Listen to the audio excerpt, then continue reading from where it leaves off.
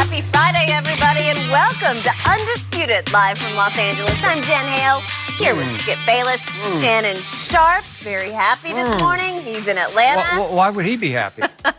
Good morning. No, Happy because don't of do what? that, Skip. I want to know why you're happy. Skip, don't do that.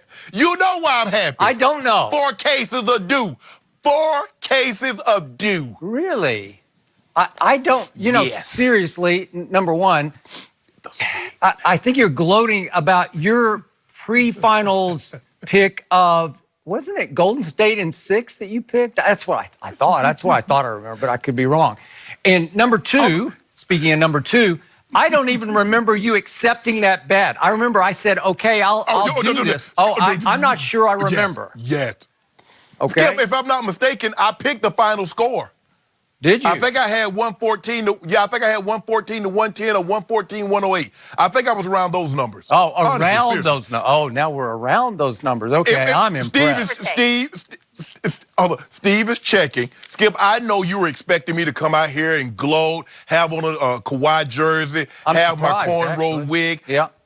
Skip, I'm not a gloater. I'm not like that. It's just the look on your face right now, having to talk about Kawhi Leonard as a champion. Yeah, I'm just fine. Yeah, no, you're not. Because I'm going to remind you, that's the same guy when he was a Spur that you used to ridicule when I made the case during the 2017 playoffs that he had eclipsed LeBron James as a two-way player. Yeah. And you were scoffing at him, and all of a sudden you're driving his bandwagon. I wonder why that is. That's interesting to me. You too. Okay. Don't do that, Skip. All right, let's get right into Game 6. Give you a little inside look at what they're talking about. Biggest moment of the game late in the third. Danny Green fouled Klay Thompson. Klay goes down awkwardly, heads to the locker room, but wait for it. He comes back out to shoot his free throws, then leaves the game for good after scoring 30 points. In the closing seconds, with Warriors down by 1, Steph Curry, misses that potential game-winning 3. Draymond Green ultimately snags the loose ball, but he calls a timeout the Warriors do not have. Technical foul. The Raptors held on for the 114-110 victory, with Kawhi Leonard winning his second career Finals MVP award. Of course, the first championship in Raptors history. Congratulations to Toronto.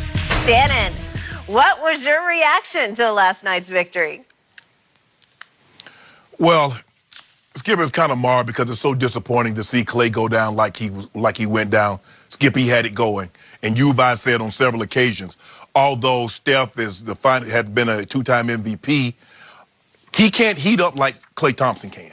We've never seen anybody get as scorching hot as this kid can in a matter of seconds. And Skip, you knew he had it going early, but you really knew with 20 seconds on the shot clock, I think it was either Draymond or Iggy, passed him a ball up the court. And from 30 feet, he takes one dribble and lets it go. I say, Toronto's in trouble. And then a few minutes later, he ends up going down with the knee. But Skip, the reason why the Raptors are the champs of 2019 is they're balanced. You look at this, Kawhi had 22, Siakam had 26, Kyle Lowry had 26, Van Fleet had 22, and Serge Ibaka had 15. And what we saw in Game 6 is what we saw in I think it was Game 2, is that Kyle Lowry kept them attached early in the first quarter when it seemed like Golden State wanted to pull away, kind of like Klay kept the Warriors attached in Game 2 when Toronto was trying to pull away. So you had that going because Kyle Lowry couldn't miss, Skip. He was turning around, letting shots go, and I'm like, oh, my goodness. And we've never seen this before, Skip. You and I touched on this. We've never seen a player like Kyle Lowry play so much better on the road than he does at home. Role players normally play better at home. Most players play better at home. We've never seen anything like what Kyle Lowry does because he's a night and day player from home to on the road. But it was the balanced attack. I'm looking at Siakam, and I'm like, Siakam, he could not take Kevon Looney off the bounce in the first quarter. I tweeted, if he can't take Kevon Looney off the bounce, man, the Raptors going to be in trouble. Skip, the most important moment of the ball game, they put the ball in his hands. He takes Draymond off the bounce. I'm like, are you kidding me? And then they turn it over to Van Fleet. Skip, how does a guy score 14 points against Philly and score 12 points in a Game 6 in an NBA Finals? I don't know what was going on maybe in the fourth quarter. Yeah. Skip, maybe there was something going on with his wife and the child. Maybe there was some complication, and that was on his mind. But from Milwaukee, from the first 2 rounds of, who was that? I think they played Orlando, Philly the second round. And from Milwaukee, like game 3 from Milwaukee on, Skip, he's been unbelievable. But the balance of Toronto, and that's what you have to have, Skip, your superstar player is not going to go get you. Okay, Kevin Durant, he did that in his finals. I think he averages like 33 points a game in the finals. But sometimes when your superstar players struggle, Skip, you need the other players, the auxiliary players, to carry some of the load. And they did that in this finals. Kyle, like I said, in this game. And that was the reason that they won. They had 6 players average double figures in the NBA Finals. If you take Kevin Durant away from Golden State, they only had 3. And Skip, I feel that was the difference in the ball game. Was the one team was balanced from basically top to bottom because they only played basically 7 guys, and the other team relied on a couple of guys. And Steph Curry, we're going to touch on this a little later, Skip. He came up small again. We might touch on it very soon, like just in a couple of minutes when it's my turn. Oh, you about to touch? Yes. You about to touch on it now? Touch on it. Yes. Are you finished? I'm finished. Go ahead, take it away, bro. Quick point on Kyle Lowry. I told you after you were killing him after game 2 in Toronto, he always has played better away from Toronto because he always crumbles under the home pressure of Raptor Nation to live up to what he and DeMar DeRozan could never quite live up to, mostly because of your man, LeBron James, because they just genuflected in his presence and dropped to their knees and said, we are not worthy. And LeBron crushed them and crushed them and crushed their spirit. And Kyle is still having a hard time living up at home. But if you let him get away from home on the road, he takes a big old sigh of relief, and you saw what happened again last night. Now, to my man, Klay Thompson, whom I predicted before the finals would be the MVP. I went way out on that limb, and I said, Klay Thompson is going to be the MVP. And last night, with about 3 minutes left in the third quarter, he was well on his way to winning MVP because they were well on their way to winning Game 6 and forcing a Game 7. And then that happened.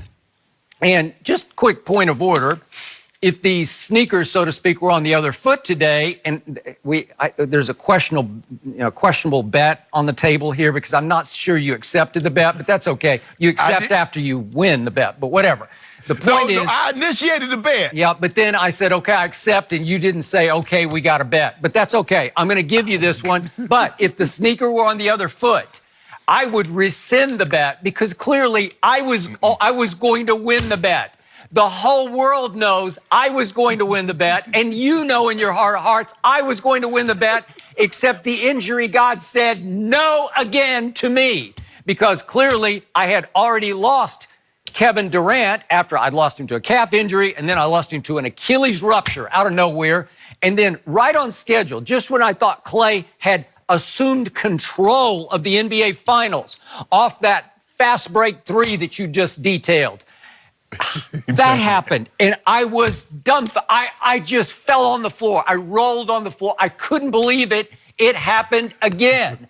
So if I were on the winning end of this bet, I'd say, let's just disqualify that bet because that doesn't count. No, you know it, and I know it. Well, you're not on the winning end of the bet, so no, I'm not going to disqualify. Okay. Well, I didn't think you would, but I know what I would do. Now, it is my turn to once again put into perspective what just happened to number 2. Once again, he proved that crime pays, as in basketball crime. I'm going to say it one last time. I hope this is the last time I have to talk about it.